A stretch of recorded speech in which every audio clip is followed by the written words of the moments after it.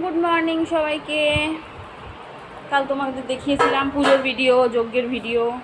আজকে দেখো আমার ননদের ঠাকুর ঘর। দেখো ঠাকুর ঘরে একটা ঝাড় আছে, এটা 4 তলার উপরে। ভিউটা মোটামুটি ভালোই। এই যে ঠাকুরের বেসিন, এই ঠাকুরের রাত্রের বাসনপত্র ওগুলো সব পড়ে আছে, পরিষ্কার করা হয়নি। ওপরে আছে ছাদ, ছাদে খাওয়া দাওয়া হয়েছিল কালকে। আর এই নিউজ, যে সামনে গলি। আমরা আজকেও বাড়ি যাইনি, দুপুরবেলা খাওয়া দাওয়া করে, আজকে মাছুয়ানি আছে, দুপুরবেলা মাছ ভাত খেয়ে বেরিয়ে যাবে। আর ছেলে আসতে পারেনি। এই দেখো ঠাকুরের ফ্রিজ, এখানে সমস্ত গোপুর জিনিসপত্র রাখা আছে পুজোর, সব কিছু ঠাকুরেরই।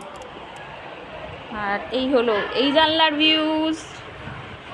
আর তুলসী গাছটার ঘরে কাজ হয়েছে, তো তুলসী গাছটার অবস্থা খুব একটা ভালো না।